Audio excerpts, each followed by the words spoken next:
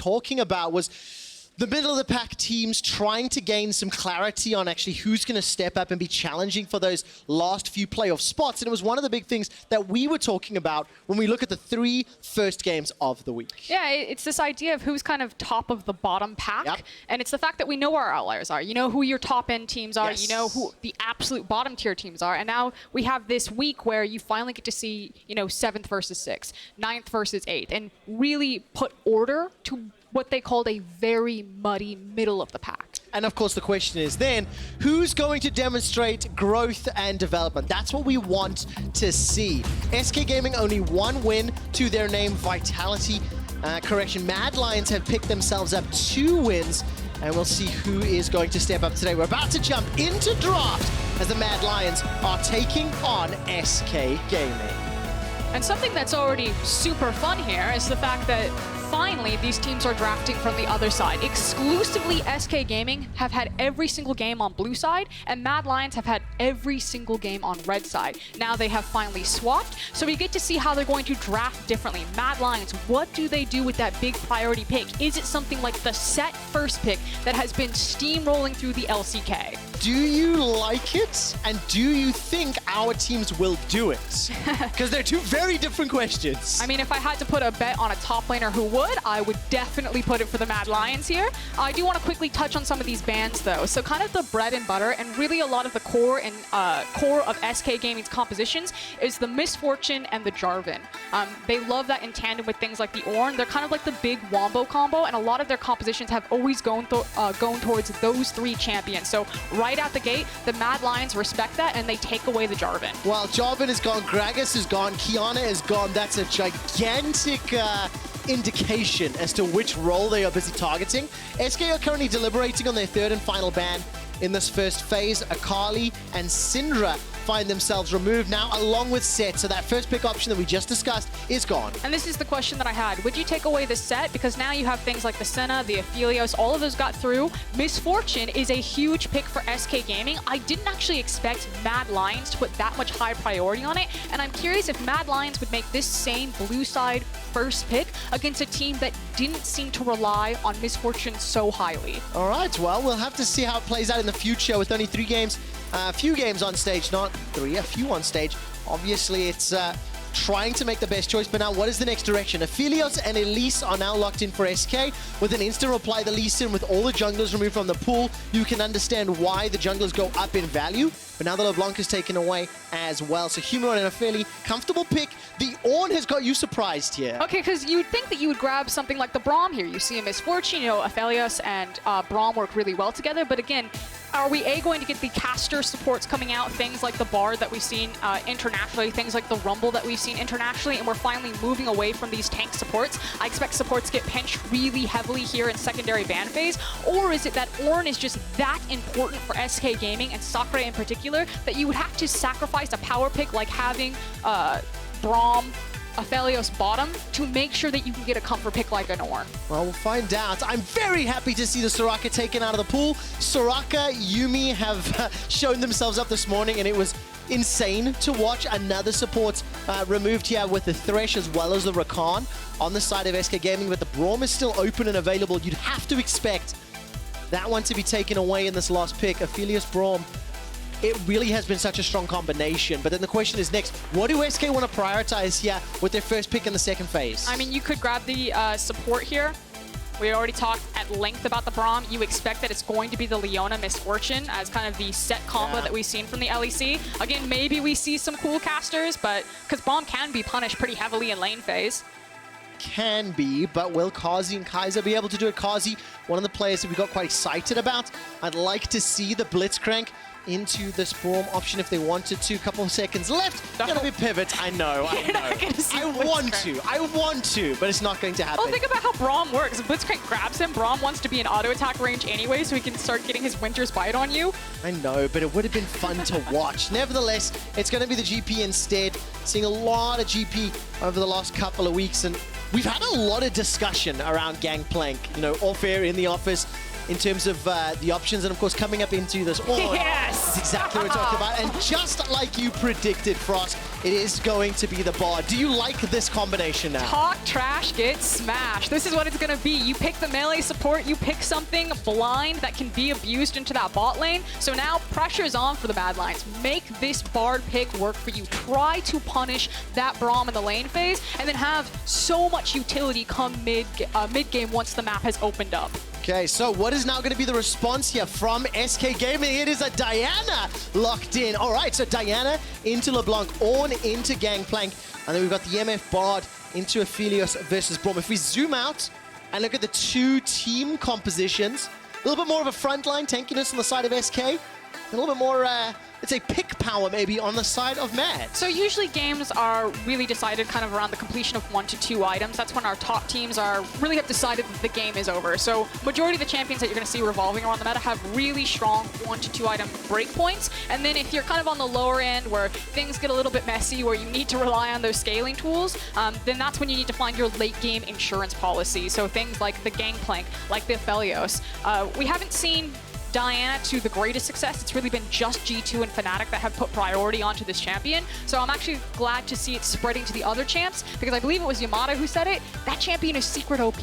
I think she's secretly very, very broken. Now the question is, if she's secret OP, is she OP enough to help SK double their wins? That is what I want to find out in this game, as Jenax will have his hands on the Diana.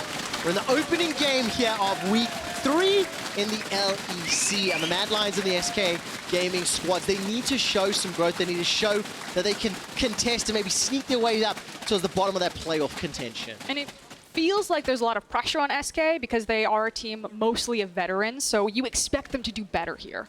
Well, we will find out. It says Mad Lions taking on SK.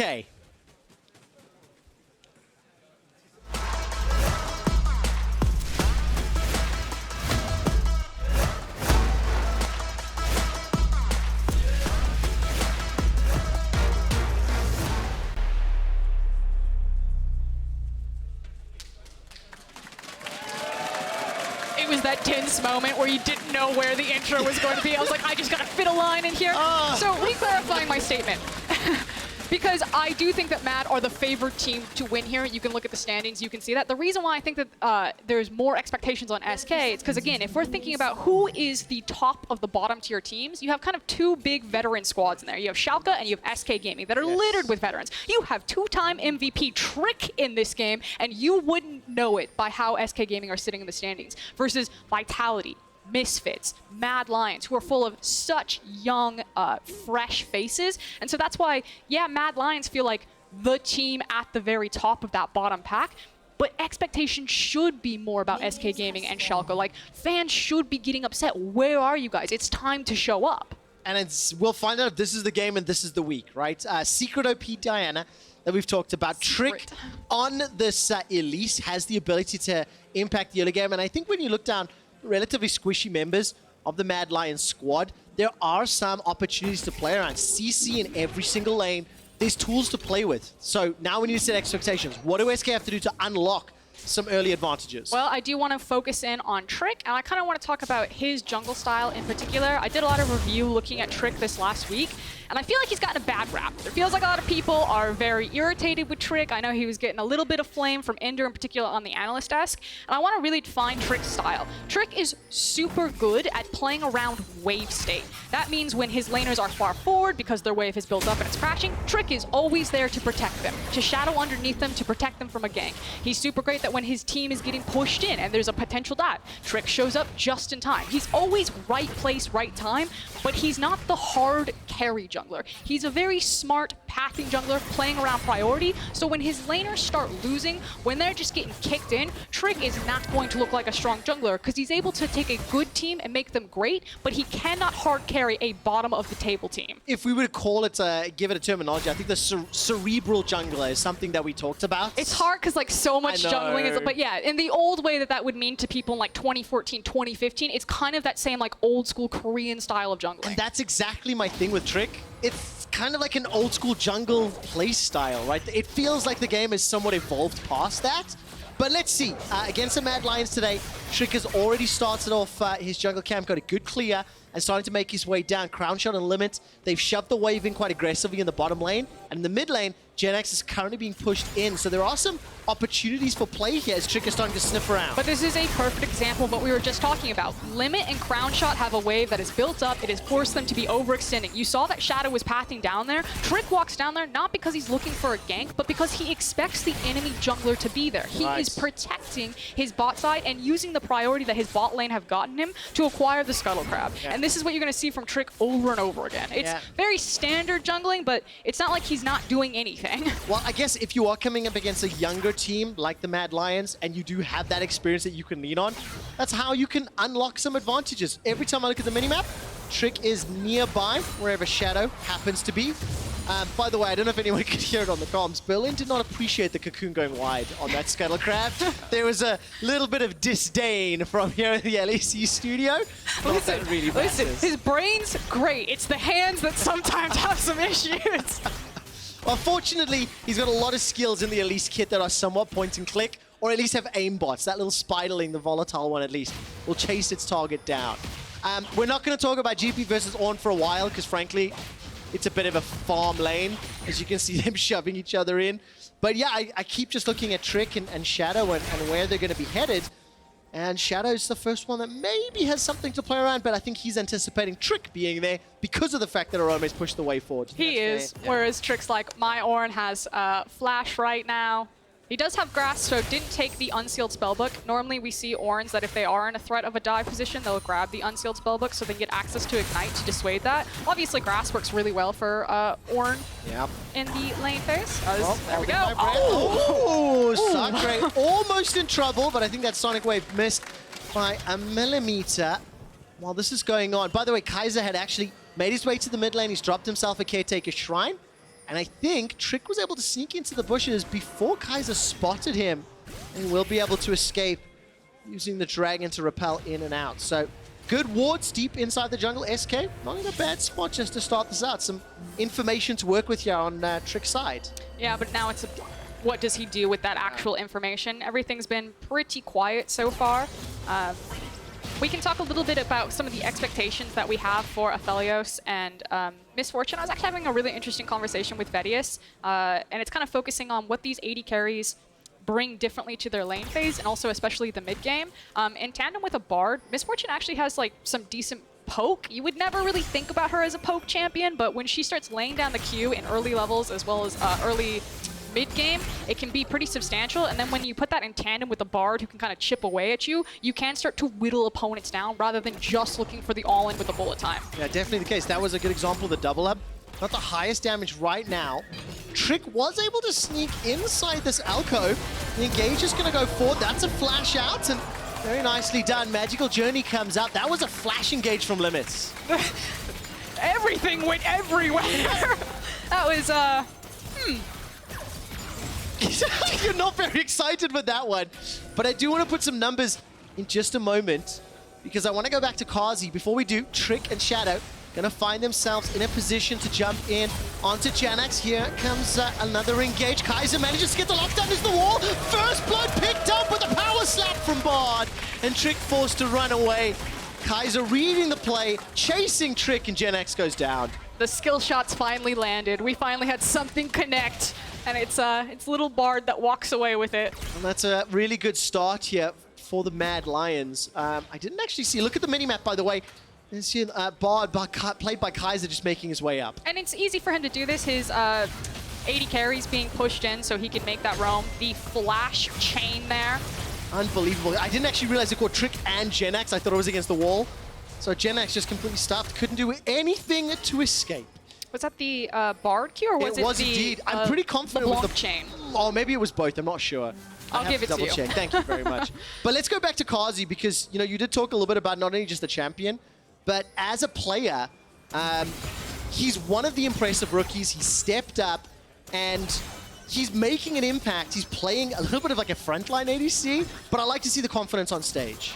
It's this idea that Carzzy is trying to maximize his damage output in team fights. He would never be what you call a KDA player. His KDA is actually not that great because he does die a lot in team fights. But again, maximizing that damage. So I feel like it's just about experience for Carzzy, for him to get comfortable playing on stage, kind of learn some things from the veterans. And again, there's a reason to be excited about this guy, to be hyped up. Yeah, of course. He's got 71 CS to 69 right now.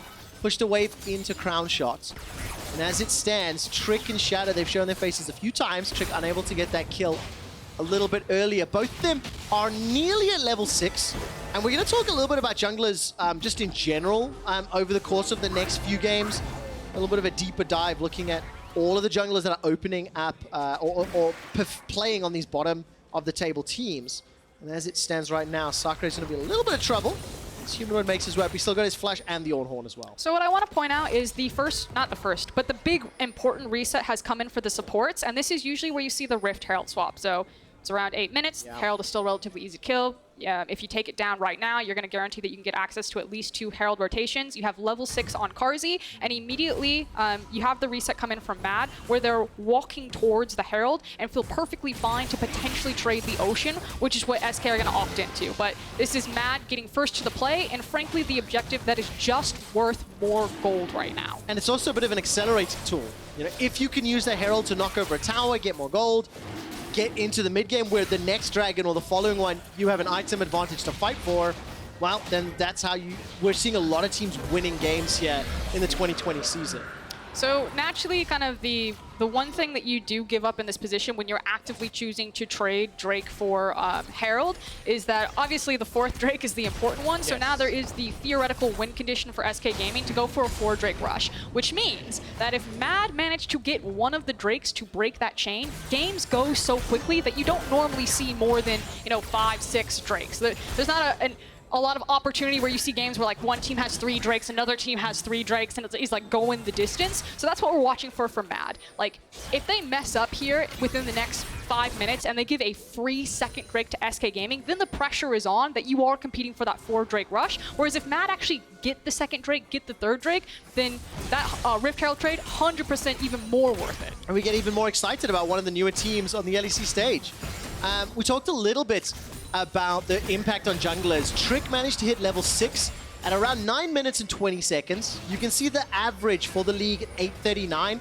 And the early games have slowed down a little. The fact that junglers are taking a little longer to hit those power spikes on the levels and impact the lanes. You can see average kills plus assists down as well. I don't think that's because of the junglers want that driver. The jungle itself, right? But I mean, this game, a number of missed skill shots is having that impact. I think that's fair to say.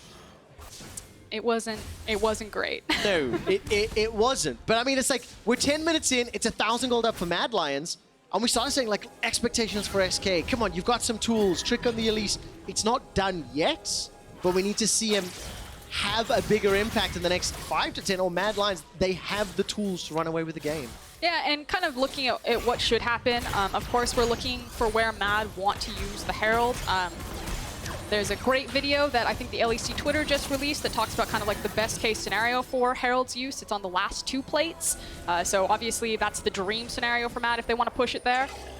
It's who you want to really accelerate to get that plate gold if you do want to try to push it 4 plates. And I mean, one thing we haven't mentioned yet, Orome's Gangplank down around 20 CS. Just under it actually on that Gangplank. Not really a huge worry right now, but maybe Shadow. Mad Lions want to get him comfy. I feel like Gangplank is just very strong right now in a lot of how our bottom teams are fighting, especially when you kind of look at the composition of SK. When you have Aphelios and Diana, 2 fairly, not short-range champions, but Aphelios doesn't really have a lot of mobility in his kit. If you just drop a Gangplank ultimate on top of him, it just is a really feels-bad moment. It's like, how is he supposed to really play out those fights successfully if the Gangplank really starts taking off? And then you add into that the fact that Lee Sin and LeBlanc can, hop, skip, and jump around to try and put pressure on him.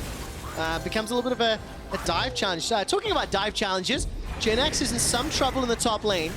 Let's see just how many tower plates this one has available. 3 or 4. Jenax goes forward, instantly kicked backwards. Shelly will take out 2 plays. Here comes the Orome in between the uprights, but the Tempered Fate buys just enough time to save the tower. Very well done, though, to dissuade, dissolve disrupt. I like disrupt. Disrupt the Orn there. And that means nothing further comes from it. So what was that? 3 plates secured. Carzzy's going to get knocked up by the Braum ultimate and forced to flash defensively, but he does get out with his life. But while that's going on, Orome's pushing bottom. I mean, this is a number of plates gone the way of Mad Lions. And I don't want to flame here, but this is kind of one of the issues with some of our bottom tier teams and things to watch out for. It's situations like what just happened to Carzzy there, where you take the wrong pathway into the lane and then you're forced to burn a summoner spell for virtually no reason because you just made a mistake. And it's not just Carzzy or Mad Lions that will happen to. It happens at too high a frequency for our bottom team. So in terms of development and kind of setting goalposts, that's one of the big things that we really need to see tighten up for our, you know, 5th and under squads. Yeah, of course, for Mad Lions, though, they're still in the lead. 1,500 up. Carzzy is that frontline ADC, so maybe he's just playing. He doesn't have to play frontline on Misfortune. He could just stand back. He's got a great runway. Just press R, it's fine. Yeah, exactly the case. Got himself the Essence Reaver. First big ticket item, really, on the Mad Lions squad. Level 11 just dinged for Orome and Humanoid. And Jenax currently stacking up that Rod of Ages. Humanoid being jumped on here by Sacre.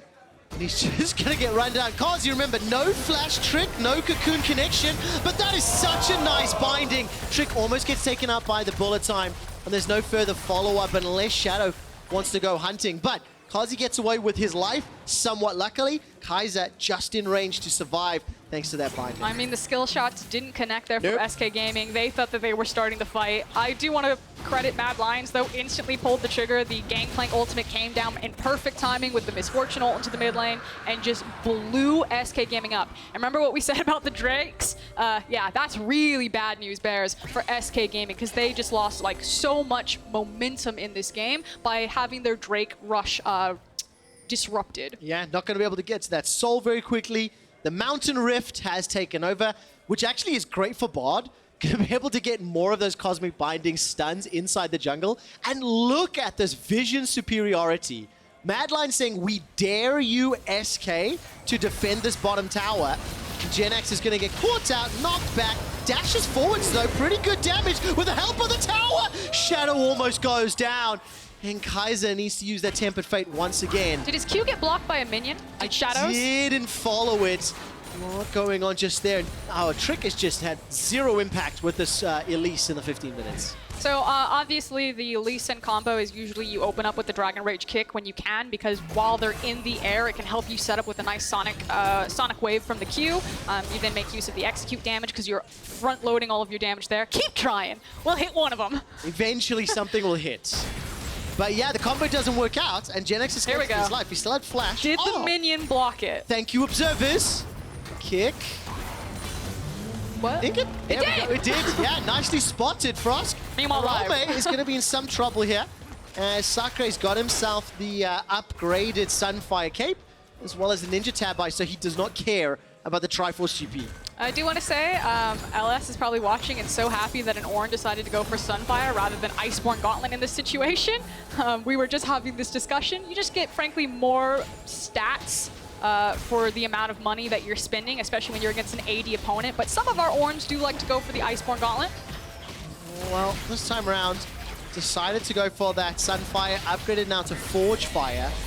And despite the 1,500 cold deficit, SKR still touching distance, but they've lost the first Herald, they lost the second Drake, they lost the second Herald, and very close to losing both top and bottom towers. So this game has the potential to like accelerate incredibly quickly in favor of the Mad Lions. Now what you're hitting on is that it feels like the game really is getting very quickly out of control for SK Gaming, even though the gold lead doesn't look like it's opened up that much. And that's just kind of been the trend from the global meta. It is the fact that Mad Lions are almost in complete control of the map. Now, something that they can do is, depending on how this Diana pops off, if she ever does, they do have double teleport. They can try to play her out into a side lane. They can possibly look for flanks. Like, there's still windows or opportunities or win conditions for SK Gaming, but as the game is in cruise control right now, Mad Lions are feeling very confident. I think the trick for Jenax to actually pop off and hit his limit is for both of those other players to land skill shots.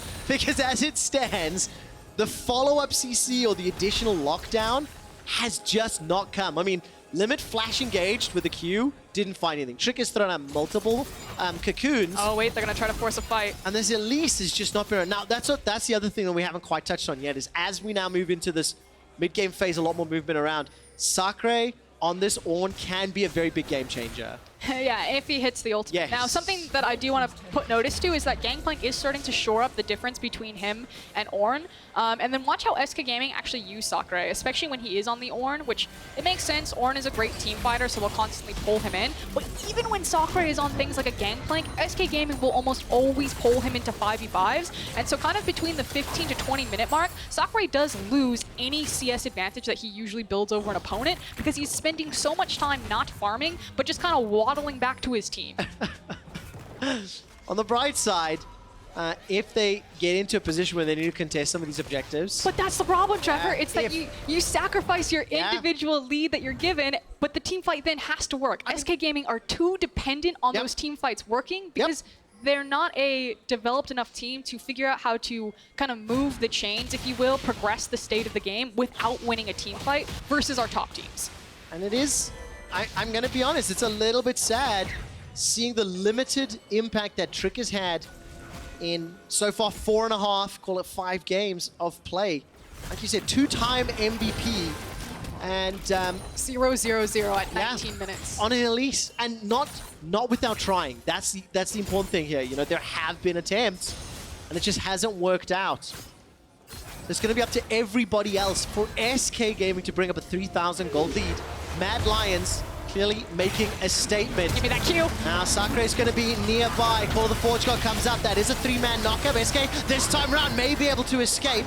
Magical Journey saves the Mad Lions for now. I think if Sacre was further away, that would have gone much, much worse. But remember what we were saying, SK Gaming, they need to make those team fights count when they turn towards it. It's situations like that where now... Oh! Crownshot just escapes the chains, and the team fight did not work. So 3,000 gold lead still in favor of Mad Lions. The Mountain Drake is up and available. Mad Lions saying, come fight, we're ready for you. I mean, Mad Lions are just suffocating SK Gaming out of this. They had to convert on that team fight. This is disastrous that they did. Very well played from Mad Lions to, again, kind of absorb the immediate teleports that came in, absorb the Ornn ultimate, and then just kind of reset the fight. But this is pretty dire. We're going to start seeing SK Gaming get a bit desperate. Okay, so let's zoom out a little bit. For 10 minutes on the analyst desk before the game, and the first things we said was, looking at this week, we get some clarity in the middle of the pack.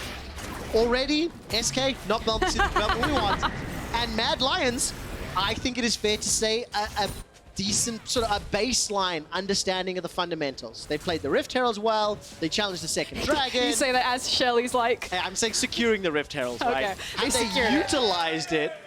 But like, for a new team in a league that's sitting 2-2, I am more impressed by Mad Lions than I am disappointed by SK as a team. I'm just disappointed in the experienced players a little bit more on the SK squad. So you're a glass half full type of guy. I have to be.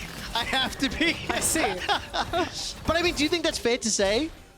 Where do you stand, Frosco? I mean, I think it's really easy to get aboard the hype train with Mad Lions, to see all these new names, to see a new organization, just a fresh breath of air, and then they kind of hit like that perfect combo of they're also winning games, or at least even doing well against top teams, like their start against G2 all the way back in week 1.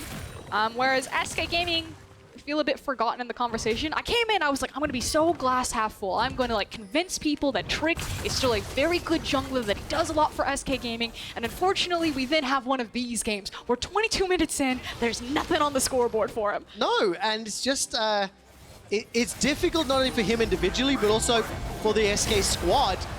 Now Jenax may survive another dive this time around. No, not. Look at this, 4 players comes in. And it was Carzzy that managed to get the kill secure. Jenax almost outplayed it. He had that flash to escape. Had Carzzy's bullet time not landed. Yeah, really well placement from the bullet time, though, from Carzzy, just to make sure that there was just no way that Jenax was going to have a good time there, spreading it across the entire tower. And Shadow also did manage to hit his Q off of the Dragon Rage that time. Oh, look at that. Improvements. There wasn't just a minion that ruined his day. Some junglers in this game can hit skill shots. Okay, that was the last one. Sorry. Well, again, even the Berlin people are like, ooh, that was too far, Trev. By the way, Sacre making it pretty clear when you look at some item upgrades. It's like playing for himself, you guys. Nobody else is helping out. He's got great itemization. Abyssal Mask is great here, especially the upgraded version. You get so many free stats. Yeah, he is. The only unfortunate thing is that we're 2-0, and when your composition is really about like the big team fights, you can't have 0 kills on your scoreboard. No, you cannot. Crownshot did just get the Infinity Edge, so that could become the Molten Edge eventually. But he needs to find an opportunity to do something with it. The third tower, the outer tower, falls here in favor of Mad. 5k gold up. They've just played fairly safe, fairly controlled. Now we get to judge every new team's greatest challenge or biggest like closing the game. What would determine? What would make you say it's a good closeout to the game for Mad Lions? I'm just looking for Kaiser to get a little antsy and start just lobbing them and just see what he can pick off with this Bard ultimate, especially in tandem with Humanoid. If Humanoid goes on the hunt, I mean, the pretty standard play that we know it's going to happen is it's about that time that we start playing around Baron. We're going to move in. We're going to place triangle vision. We're going to look for picks. Once we get a numbers advantage, we convert to Baron. Like the same old song and dance that we've seen forever. Which is why SK Gaming are setting a trap. They know what is coming. And now they are hoping that they catch either Kaiser, Shadow, or Humanoid setting up the vision line and make themselves a pick. Yeah, but the problem here is good luck. They're going to catch one. Good luck, because... Eventually. I mean, you got to hit something to catch one. I don't believe anymore. Dun, dun, dun, dun, dun, dun, dun. Oh, no! That's not my fault. Wait. Even if he had hit it, though. No, I know. Nothing would have happened. But it's more that, like, junglers missing skill shots has become the undercurrent of this story. I was going to say, even if SK catch someone, they have to insta-give them quick, because in the last few seconds, Black Cleaver, Essence Reaver, Infinity Edge have all been picked up by Mad Lions. I don't know if SK can win a fight anymore. Take a look at the gold lead and how it's quietly ballooned. It hasn't been quiet. We've been yelling it for 10 minutes, damn it. Like, the only way SK Gaming win the fight here is if it is a vastly unfair fight. Yeah, definitely. But that means that they need to curate one. And that starts with the vision denial. They invested a lot of gold and a lot of time trying to make the picks. They didn't find them, and now, unfortunately, they're kind of in a rinse and repeat cycle. But while they're getting pushed in, it's going to take that much longer for them to get set up back on the map, try to deny the vision, and while that's happening, the next dragon is spawning, and it's Mad who have priority over it. All right, 5 seconds until that one's up. They're going to fight. Watch Sacre. Kaiser's making his way backwards. Ornhorn is available. This is a 5v5 available inside the river. That's going to be a stun against the wall. Sacre will be able to get the secondary proc, and it finds nobody. Walk it off, boys. Humanoid steps forward, Walk away. out limit, and SK Gaming with no Ornhorn. They're still dabbling inside the pit. Tempered Fate finds no one. What goes up must come down, and Trick instantly runs away. Humanoid unable to hit the first chain, has another to throw up. That locks down Sacre. He hasn't been killed just yet. Cosmic Binding will tag just one. Now Humanoid continues to chase. Orome's looking for Trick. Manages to take him out. Bullet time from Carzzy comes out, and Jenax is dropped. Limit taken out in the back end. I think that was by a double up. The Dragon, 3 kills. Mad Lions played that exceptionally well. SK couldn't do a thing to challenge. And Gangplank with exactly who he needed to kill also take out Trick, so you knew that they were going to walk to the Baron anyway. It gets that much easier now that Crownshot is also dead, but most importantly that the Elise is dead. So I'm going to say that's probably the game. I think the game ended about 9 minutes ago, but this is definitely the nail in the coffin, pending just an absolute miracle throw from Mad. I like that. SK Gaming have been in the coffin for a while, and that may have been the last nail in the coffin after this chase down. And again, Mad Lions, they just play on the edge. They find the right targets. Trick nowhere near his team, and he gets stomped underneath the Pirate's boot. Yep. That was he locked it in, and he's playing Robo Gangplank too. It like came up on his visor. He's like, target acquired, kill the jungler. Oh, I like that one. I didn't actually see how Humanoid popped Crownshot, just I suppose catching him on a recall. I'm pretty sure that he just landed on him. That's like usually how LeBlanc works. Yeah, definitely. Have you seen like Heath Ledger when he says you want to see a magic trick with a pencil? I can't say that I have, I'm afraid. Oh. I know it's probably my age bracket. Well, people who know that gif, Crownshot was the pencil. All right, well, there's the pencil being popped. Nicely done. Super quickly, when we come out of that picture-in-picture, just remind everybody what the standings look like at the beginning of the week. SK Gaming 1-3, Mad Lions 2-2. They're going to move their way up. And I think continuing to demonstrate to us our assumptions that Mad Lions are one of these lower playoff contender teams. And they've got a lot of time to develop on the foundations they have. And SK, they're going to change something drastically as we're already 3.5 weeks in. Well, moving into the 3rd week and really not finding their footing. Yeah, and I do think that might start with the... it's hard. I think Trick will probably have a lot of the finger pointed at him for this game, but I don't think that this is only the jungler. Nope. You're still having a lot of times where... Maybe not necessarily in this game, although I'll hold it though, because Jenax, this is the Hail Mary. This is the miracle. This is it. Hail Mary play has been channeled. Tempered Fate doesn't do anything. Jenax goes forward, kicks backwards. He's not going to go down just yet. Sacre is going to get caught out, dashes into the wall. Carzzy manages to take Jenax down, and now Sacre is running for his life. Humanoid keeps throwing out the damage, and SK Gaming's Hail Mary did not play out the way they wanted it to. They will compete against Schalke 04 tomorrow, who may be Schalke 05, depending on how the next few games go.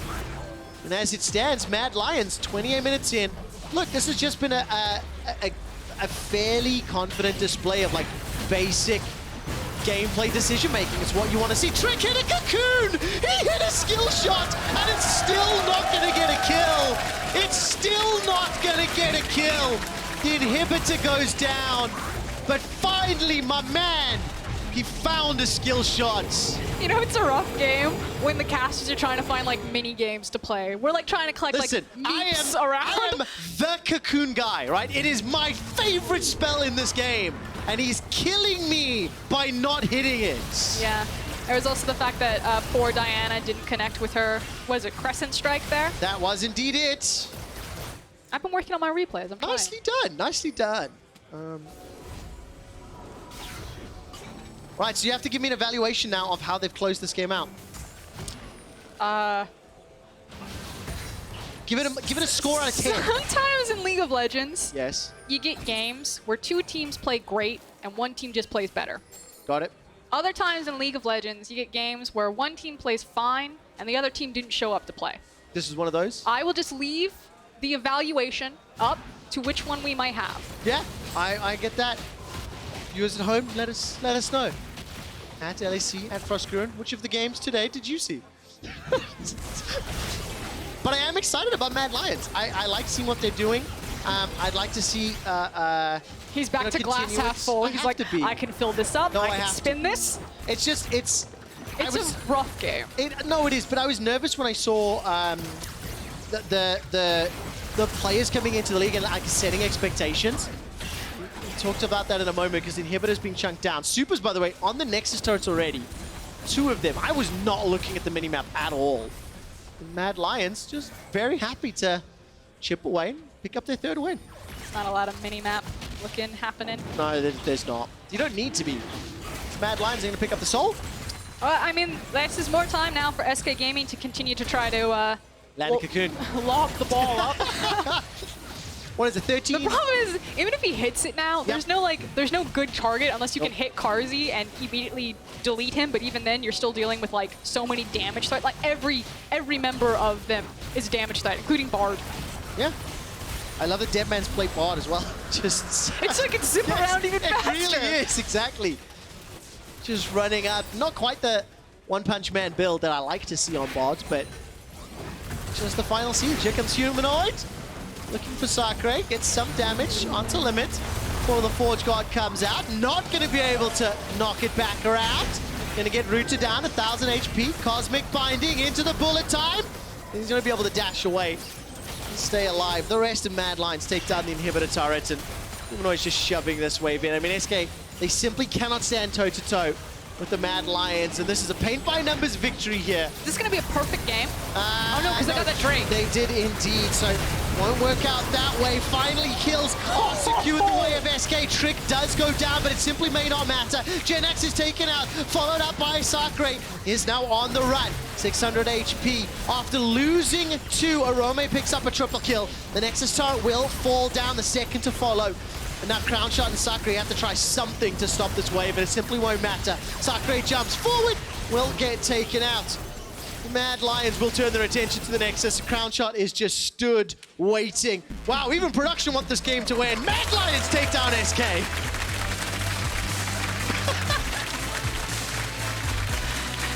the sound. Pull the camera. I believe it's the Oscars on Sunday, and obviously when someone's speech runs too long, they play them off with music. That's the equivalent. It was rough. Big smiles on the Mad Lions' faces. Shadow's like, yeah, I don't know. I just felt like I was jungling against air. I think it's very, very fair. Very, very fair. Problems to solve in the SK camp. Oh. So unfortunately, I feel like we didn't get to learn a ton from this game. It's not like anyone was really pushed. It was kind of as expected, I guess. Yeah, definitely the case. If you guys want to vote for player of the game, key Give it player to of the Bard. game, at LEC on Twitter, Humanoid, Carzzy, or Kaiser. It's the usual suspects, including Kaiser, Soze's, Bard. That's where I would be voting.